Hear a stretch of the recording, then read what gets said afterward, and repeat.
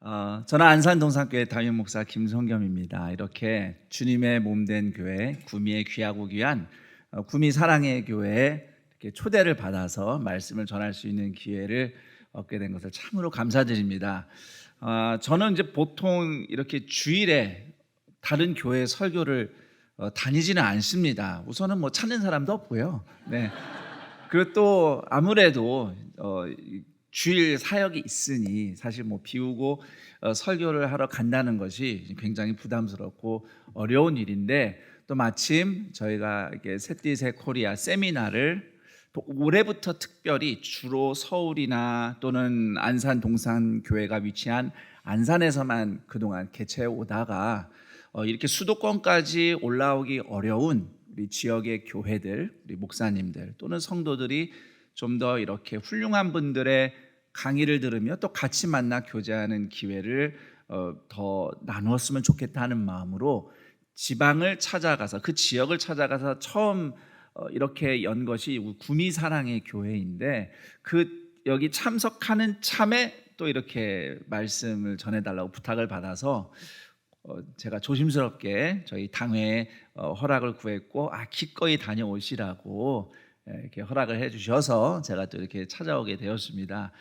다시 한번 감사드리고요. 또 아까 우리 서기현 목사님께서 이미 성도님들에게 감사를 표하셨지만, 또 셋디셋 코리아의 이사장 입장에서 다시 한번 정말 저희가 그냥 단순히 교회 장소를 빌리는 정도가 아니라 우리 구미 사랑의 교회가 이 잔치의 마치 잔치의 주인처럼, 호스트처럼 그렇게 잔치를 잘 베풀어 주셔서 그동안 우리가 해왔던 이 셋디셋 코리아의 사역에 정말 중요한 배움을 저도 얻었습니다. 또 이런 게 정말 필요하구나, 앞으로 이렇게 하면 되겠구나. 어딜 가든 구미 사랑의 교회 성도님들이 몸통이 되어서 섬겨준 그 사랑을 다른 지역에서 또 다른 교회에서 우리가 좀 이렇게 섬기겠습니다 할 때에, 그러면 구미 사랑의 교회처럼 하셔야 됩니다 라고 말씀을 드릴 생각입니다. 뭐 그렇다고 해서 김치를 그렇게 예쁘게 돌돌 말아야만 한다고 그렇게까지는 제가 말씀을 못 드리겠지만, 선택은 자유라고는 말씀드리겠습니다. 다시 한번 정말 셋디셋 코리아를 대표해서 감사드립니다. 우리 옆 사람과 이렇게 한번 인사를 하겠습니다. 당신의 얼굴을 보니 하나님을 뵌 것 같습니다.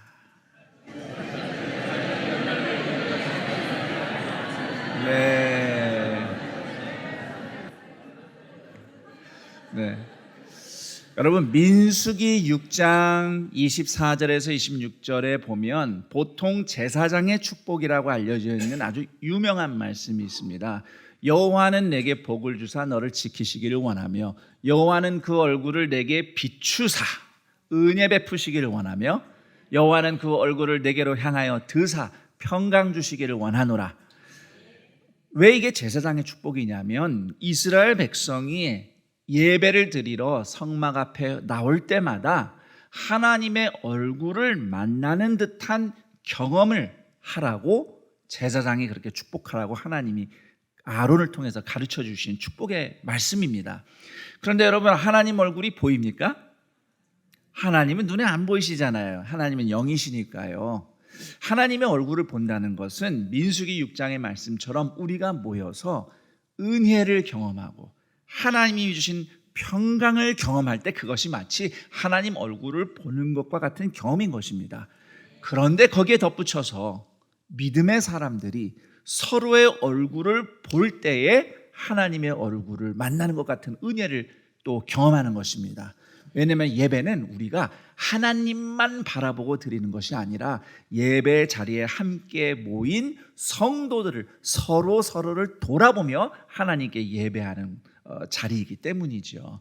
여러분, 창세기 33장에 보면 야곱이 정말 오랜 세월 끝에 에서와 다시 만나는 장면이 있습니다. 그때 야곱이 에서에게 10절 말씀에서 내가 형님을 배우니 하나님 얼굴을 뵙는 것 같다 이렇게 얘기를 하거든요. 제가 과거에는 그 말씀을 읽었을 때 야곱이 아부가 대단하다 이렇게 생각했습니다. 그런데 곰곰이 생각해 보니까 정말 야곱은 에서를 만날 때 하나님 얼굴을 만나는 것 같은 은혜를 경험했겠더라고요.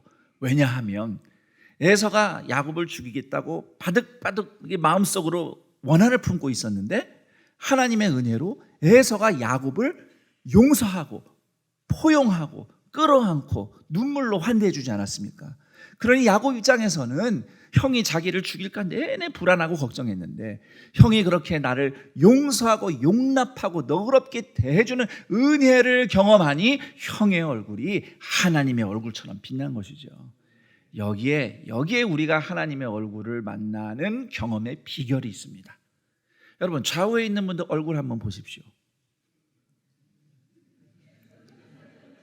네, 이게 웃겨서 웃으시는지 좋아서 웃으시는지 제가 잘 모르겠습니다만, 그런데 분명한 것은 예수님이 아니면 얼굴 보고 같이 예배드릴 사람들이 아니에요, 솔직히. 부부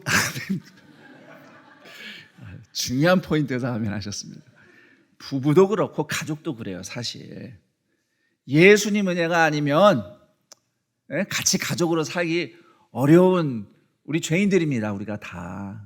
그런데 예수님이 주시는 은혜와 마음 덕분에 서로를 너그럽게 바라보며 함께 살고 또 예배드리는 겁니다. 절대로 내 옆에 앉아있는 가족들, 믿음의 사람들이 나와 함께 앉아있는 것이 당연한 것이 아닙니다.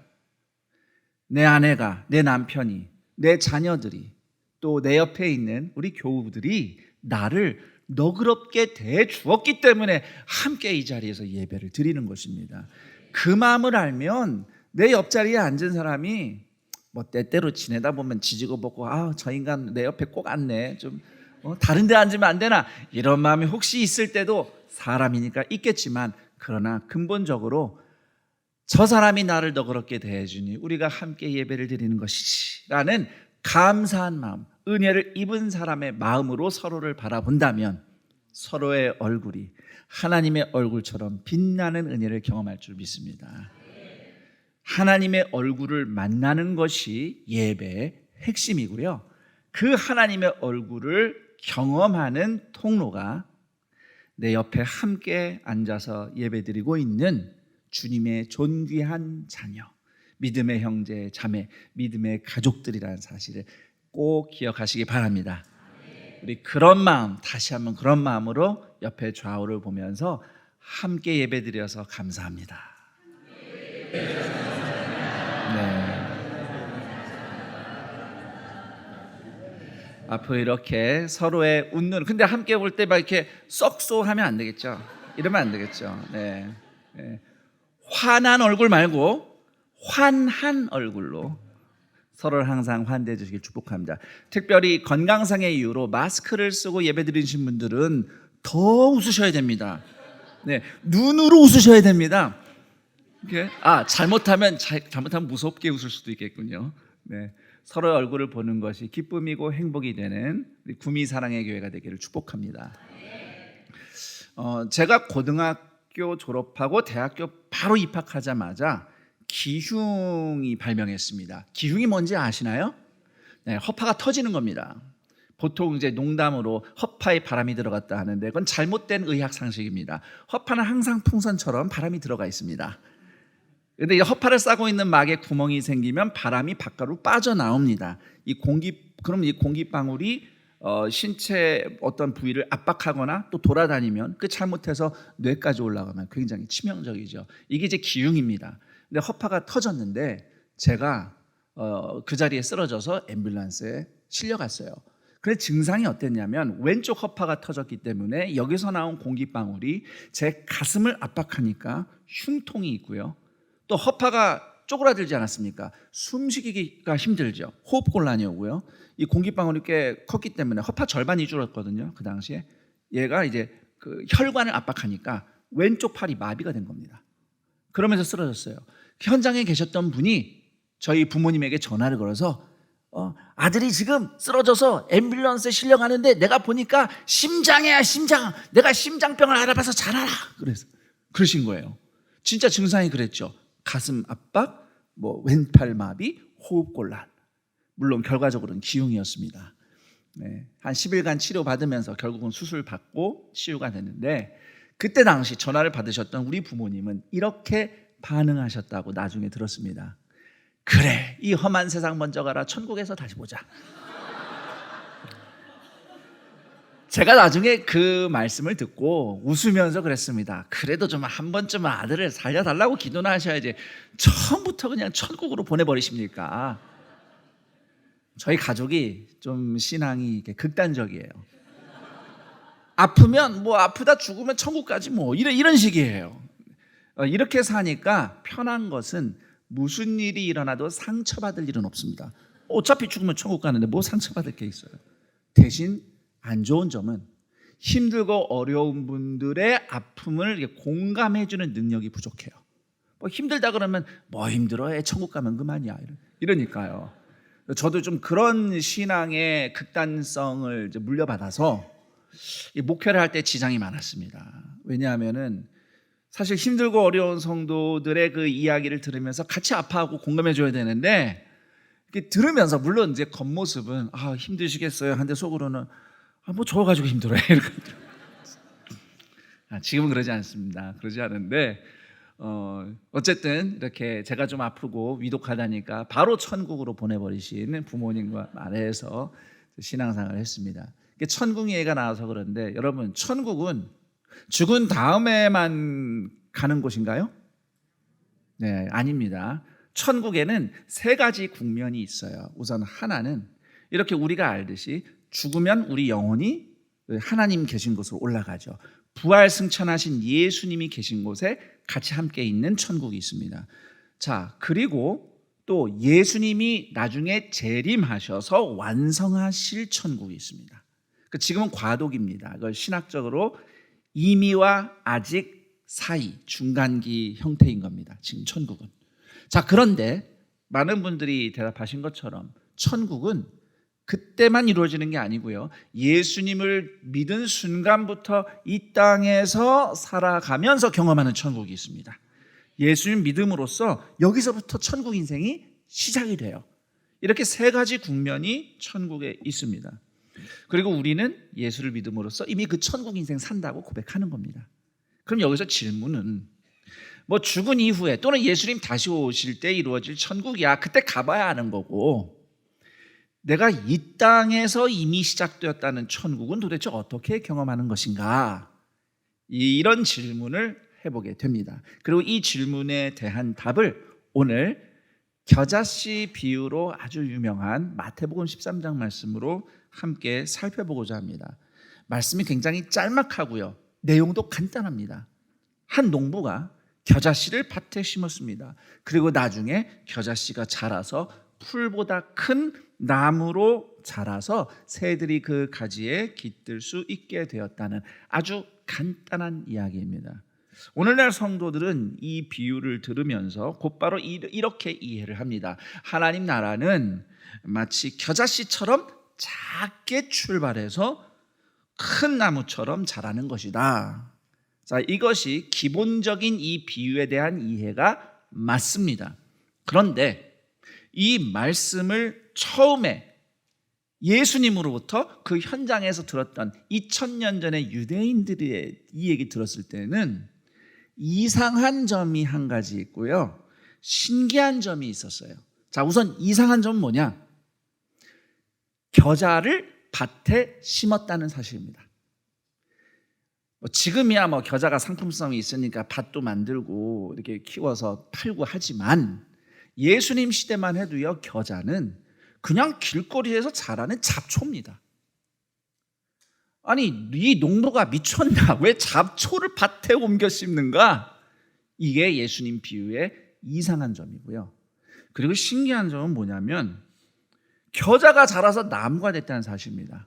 제가 이미 설명드렸지만 겨자는 잡초예요. 풀입니다. 제가 준비한 사진을 하나 보여드리겠습니다. 사진 띄워주시겠어요? 자, 이 사진은 지금 갈릴리 나사렛 지방에서 트레킹을 하는 사람들을 멀리서 찍은 사진인데, 자, 그런데 여러분, 이 길 좌우로 노란 꽃이 피어 있는 이 잡초들이 보이십니까? 저게 겨자입니다. 여러분, 저게 지금 다 큰 겨자들입니다. 뭐 키가 좀 크면 2m까지는 자랍니다. 여러분, 뭘 봐서 겨자가 나무입니까 도대체? 나무일 수가 없습니다. 새들이 앉아서 깃든다고요? 새들 못 앉습니다. 이렇게 흐늘흐늘 거려가지고. 자, 그러니 예수님의 비유가 너무 신기한 겁니다. 겨자를 심었는데 나무가 나왔다는 거예요. 여기에 예수님의 비유의 핵심이 있습니다. 길가의 잡초가 밭에 심겨졌더니 나무로 거듭나서 자라는 기적이 일어나는 것이 하나님의 나라인 것입니다. 그런데 뭐 예수님이 하나님 나라는 이렇게 뭐 농사 짓는 거야, 뭐 이렇게 원예하는 거야, 이런 의미로 얘기를 하신 게 아니잖아요. 이 비유니까 의미가 있죠. 자, 이 이야기에서 겨자씨가 의미하는 게 있습니다. 겨자씨는 예수님 시대 유대인들이 생각하기에 천국에 절대 자리를 얻을 기회가 없다고 판단했던 죄인들, 이방인들, 연약한 사람들, 심지어 병자들과 가난한 자들을 의미했습니다. 그 당시 유대인들이 생각했던 천국은 그 당시 유대 땅을 억압했던, 이스라엘 땅을 다스리고 있던 로마 제국을 몰아내고 과거의 영광, 솔로몬 왕 시절처럼, 다윗 왕 시절처럼 신정 왕국 이스라엘을 다시 세우는 것, 그것이 유대인들이 생각하는 천국이었습니다. 그리고 그 나라에는 부정한 죄인, 이방인, 병자, 가난한 자들, 이런 사람들은 다 깨끗이 제거되고 어떤 흠도 없는 율법을 잘 지키는 의인들만 영원히 득세하는 곳이다, 이런 사상들이 있었어요. 자, 그럼 여러분이 이 얘기 들을 때 뭐 죄인이나 이방인에 대해서 유대인들이 배타적이었다는 것은 뭐 충분히 이해하실 건데, 왜 병자와 가난한 자들 천국에 못 간다고 생각했을까요? 여러분, 간혹 우리 요즘 성도들도 그렇습니다. 만약에 덜컥 큰 병이 걸렸어요. 그럼 솔직히 무슨 생각 듭니까? 아유, 그동안 지은 죄가 있어가지고 저렇게 병이 난 거야.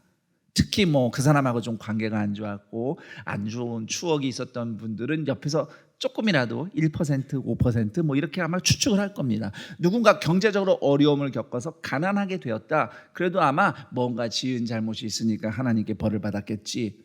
요즘 성도들도요, 그렇게 생각하는 경우가 간혹 있습니다. 또는 자기가 그런 어려움이 생기면 내가 뭐 잘못하고 한 게 있나, 이렇게 생각하잖아요.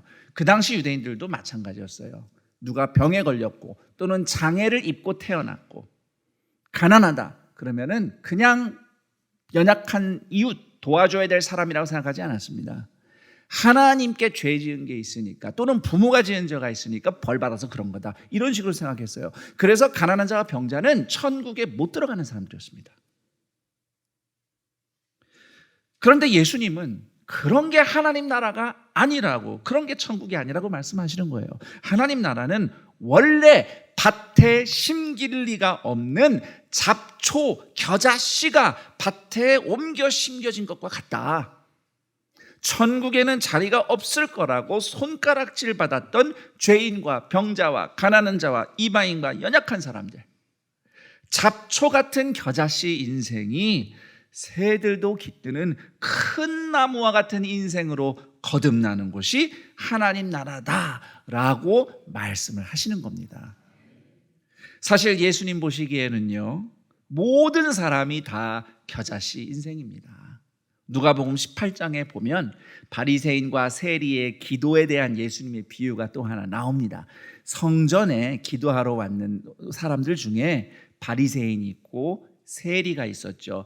세리는 뭐 다들 아시겠지만 로마의 부역자였습니다. 이방인들과 늘 접촉했고요. 그래서 경건한 유대인들은 이방인과 접촉하며 우리의 지배자인 로마에 부역하는 세리들을 죄인 중에 죄인, 지옥의 땔감이 될 사람들이라고 여겼습니다. 자, 그런데 바리새인이 이렇게 기도를 하는데 옆에 세리가 있잖아요. 그래서 하나님한테 이렇게 기도하죠. 하나님, 저는 저런 세리와 같지 않아서 저는 너무너무 감사합니다.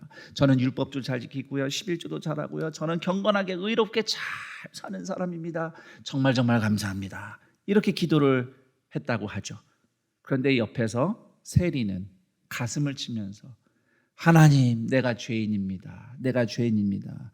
이렇게 기도하는 이야기를 예수님이 들려주시면서 하나님이 누구의 기도를 들으시겠느냐 이렇게 질문하시는 내용이 나오는데요. 율법을 잘 지켜서 스스로 의인이라고 자부하는 바리새인이나 내가 죄인입니다라고 가슴을 치는 세리나 하나님 앞에서는 저를 따라해 볼까요? 잘해봐야 잡초밖에 안 되는 겨자씨 인생. 아까 사진에서 보셨지만요, 겨자가 아무리 자라봐야 뭐 2m까지는 자랍니다. 저나 서기원 목사님보다 훨씬 더 크게 자라긴 해요. 그래봐야 잡초예요. 그래봐야 잡초입니다. 오늘날 우리도 마찬가지입니다. 로마서 5장 8절, 우리가 아직 죄인 되었을 때에 그리스도께서 우리를 위하여 죽으심으로 하나님께서 우리에 대한 자기의 사랑을 확증하셨느니라. 우리는 원래 하나님의 원수였고 죄인이었습니다. 잡초, 겨자풀 같은 죄인들이었어요. 그런데 오늘 이 말씀, 비유의 말씀처럼 농부가 겨자풀을 마치 소중한 채소처럼 밭에 옮겨 심은 것처럼 하나님은 죄인이었던 우리를 의인의 자리로 옮기셨습니다. 그것이 구원입니다.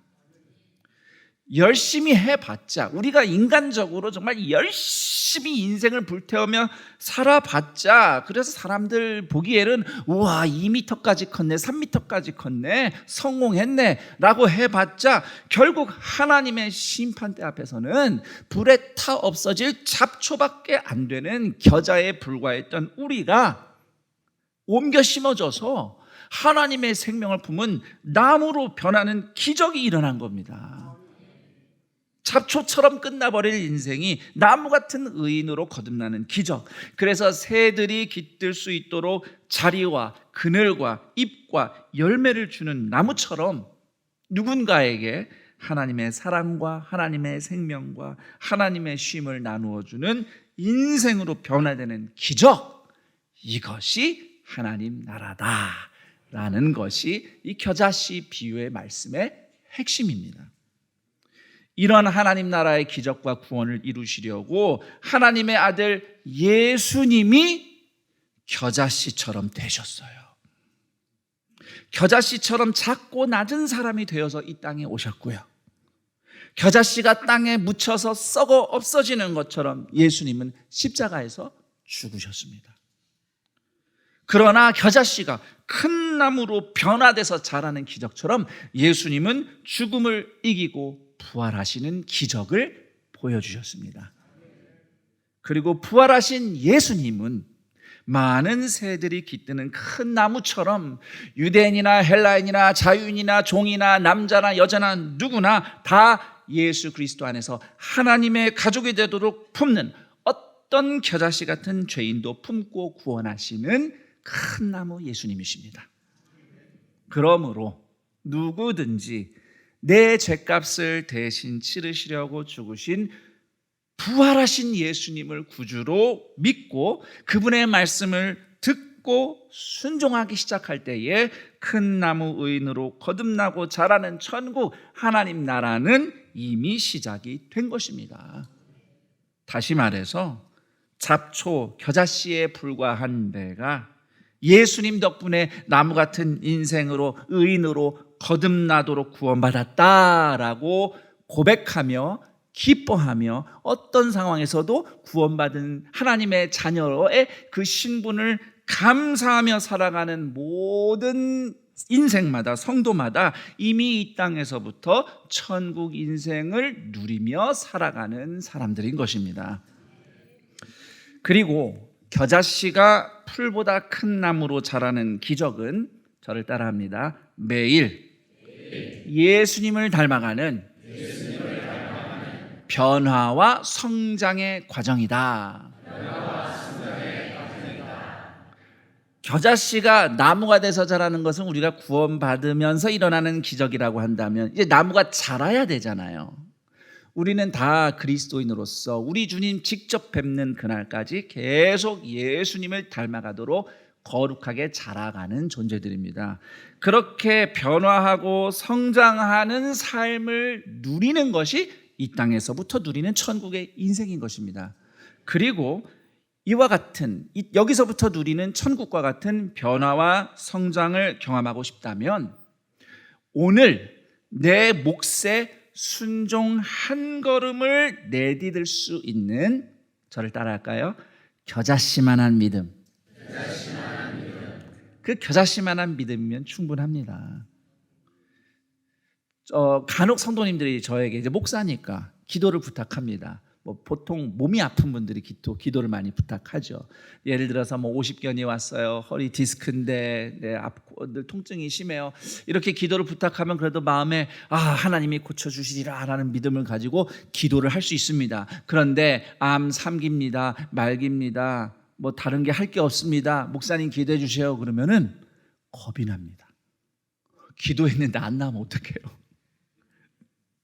그래서 기도를 하는데 막 걱정이 되는 거야. 기도는 하지만 마음속으로는 이 병이 내가 기도한다고 나을까? 제가 부목사 시절에 그것 때문에 고민이 됐어요. 그래서 기도를 좀 소극적으로 했습니다. 주님의 뜻이면 낫게 하옵소서 이랬습니다.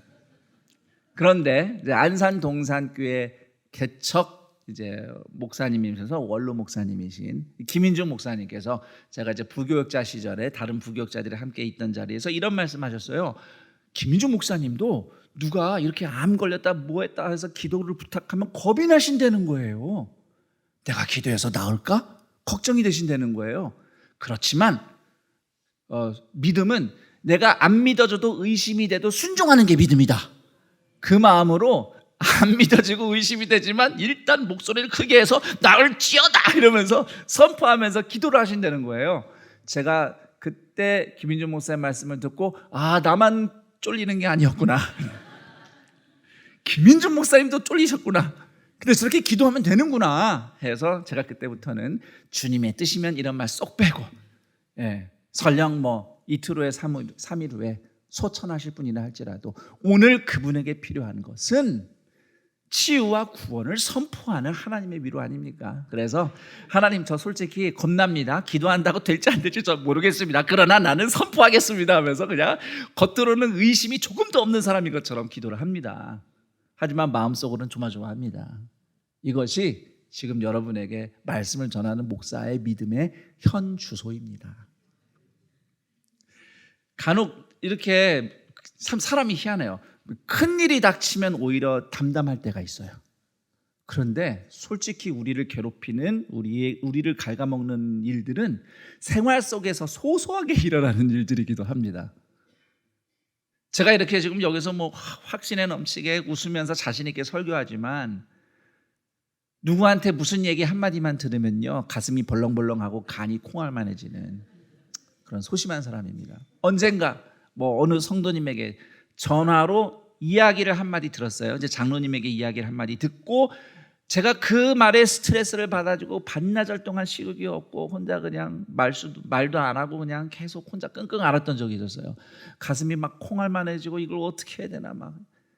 그런데 제가 그렇게 막 안절부절 못하고 이러다가 혼자 기도할 때 이렇게 고백했습니다. 하나님, 저는 누구한테 말 한마디만 들어도 가슴이 콩알만해지는 연약한 사람입니다 라고 인정을 했어요.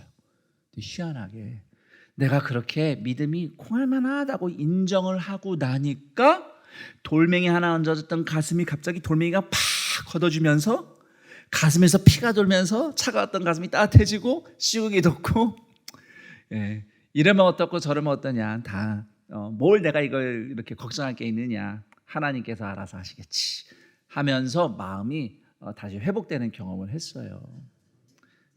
그래서 저는 겨자씨만한 믿음 이 단어를 성경에서 볼 때마다 그게 꼭 내 믿음 같다라는 생각이 들어요. 여러분 우리는 다 겨자씨만한 믿음으로 사는 사람들입니다. 하나님을 믿는 믿음을 내가 얼마나 믿음 생활을 해야 저 모태 신앙이거든요. 제가 우리 아버지 쪽으로 하면 4대째고 그 정도 됩니다. 그런데 아무리 그래도요, 제가 얼마나 오래 더 예수를 믿어야 내가 이 정도면 믿음이 크다라고 말할 수 있을까요? 저는 아마 주님 직접 뵙는 그날까지도 내 믿음이 좋다, 크다라고 절대 말씀 못 드릴 것 같아요. 저는 하루에도 수번 갈대처럼 왔다 갔다 흔들립니다. 저의 믿음이라는 것은 그 겨자씨가 한 2mm 정도 된대요. 요만한 거 붙잡고 사는 겁니다. 그런데 저는 지금까지 제 믿음이 좋아서 이렇게 산 게 아닙니다. 저를 붙잡아 주시는 하나님의 신실하심 덕분에 사는 것이죠. 그래서 겨자씨만한 믿음이면 되는 거예요. 네. 오늘 제가 이렇게 순종해도요, 내일 또 넘어져요. 네. 내가 뭐 지금까지 쌓아온 신앙이 있으니까 나는 절대 넘어지지 않아, 그런 건 없습니다. 얼마든지 넘어질 수 있어요. 하지만 나를 붙잡으시는 하나님의 신실하심. 여러분, 갈라디아서 2장 20절에 아주 유명한 말씀이죠. 바울이 이렇게 고백합니다. 내가 그리스도와 함께 십자가에 못 박혔나니 그런즉 이제는 내가 사는 것이 아니요 내 안에 그리스도께서 사시는 것이라. 이제 내가 육체 가운데 사는 것, 이 질병도 많고 아픔도 많고 시험거리도 많고 연약함도 많은 이 육체 가운데서 사는 것은 나를 사랑하사 나를 위하여 자기 자신을 버리신 하나님의 아들을 믿는 믿음 안에서 사는 것이라. 자, 여기서요, 이 하나님의 아들을 믿는 믿음, 여기 밑줄을 쫙 그셔야 됩니다. 지금 우리가 문자 그대로 보면 내가 예수님을 붙잡는 믿음이라는 뜻이죠. 그런데 이것을 헬라어 원문으로 보면 이런 의미도 있습니다. 하나님의 아들의 신실하심, 이런 뜻도 있어요. 이 두 가지 의미가 다 들어있는 거예요. 우리가 예수님을 붙잡는 믿음은 제가 제 예를 들었듯이 겨자씨만 합니다. 제 믿음이라는 것은 그만해요. 오늘 한 걸음 순종도 간신히 해요. 그러나 그런 나를 붙잡아 주시는 그리스도의 신실하심, 하나님의 아들의 신실하심 덕분에 사는 것이라. 그래서 그 예수님의 사랑과 은혜를 기억하며 감사하며 오늘 순종 한 걸음을 가는 겁니다. 나는 늘 흔들리고 넘어지고 싶고 또 실수하고 후회하고 주일마다 예배 기도할 때 좀 하나님 나 한 주간 승리했어요 뭐 이렇게 기도하고 싶지만 늘 어떻게 기도합니까? 주여, 또 한 주간 넘어지고 유혹에 빠지고 죄 중에 살았습니다. 그놈의 회개 기도는 언제 안 할 수 있을까요? 아마 평생 할 겁니다. 앞으로도. 그럼에도 나를 포기하지 않으시는 예수님의 사랑을 감사하며 오늘 저를 따라할까요? 내 몫의 순종. 가정에서, 일터에서, 교회 공동체에서, 삶의 현장에서 주님이 내 몫으로 순종하라고 주신 게 분명히 있습니다. 그거 한 걸음 한 점 찍으면 돼요. 그거 한 점 찍을 만한 믿음이면 됩니다. 그 겨자씨만한 믿음만으로도 충분한 이유는 나를 향한 예수님의 신실하심이 위대하시기 때문입니다. 그렇게 순종 한 걸음 걸어가는 겨자씨만한 믿음으로 우리는 매일 겨자씨가 큰 나무처럼 자라며 변화되는 성화를 경험하게 될 줄 믿습니다. 그런 변화와 성화를 경험하며 이 땅에서부터 천국의 인생을 누리는 구미사랑의 교회 성도들 다 되기를 축복합니다. 이제 마지막으로 말씀을 정리하면서 두 가지만 권면을 하고자 합니다. 우선 첫 번째는 작은 겨자씨를 밭에 심은 농부처럼 우리 삶에 겨자씨 같은 작은 것을 소중하게 여기시기를 축복합니다. 겨자씨처럼 작다고 무시하기 쉬운 일상 속의 작은 일들, 작은 순간들, 겨자씨처럼 작다고 포기하기 쉬운 작은 위로, 작은 격려, 환대하는 미소. 아유, 내가 뭐 이 말 한다고 위로가 되겠어? 하고 포기해버리는 그 사랑의 나눔.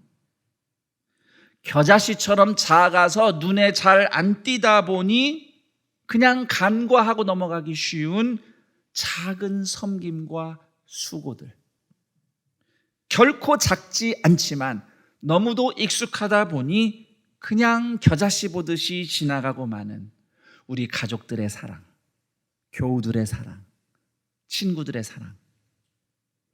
현실 앞에서, 인생 현실 앞에서 겨자씨처럼 작아 보이는 나의 존재감, 내 몫의 삶, 내 몫의 일, 이 모든 작은 것들은 하나님 안에서 결코 작지 않으며 결코 하찮지 않습니다.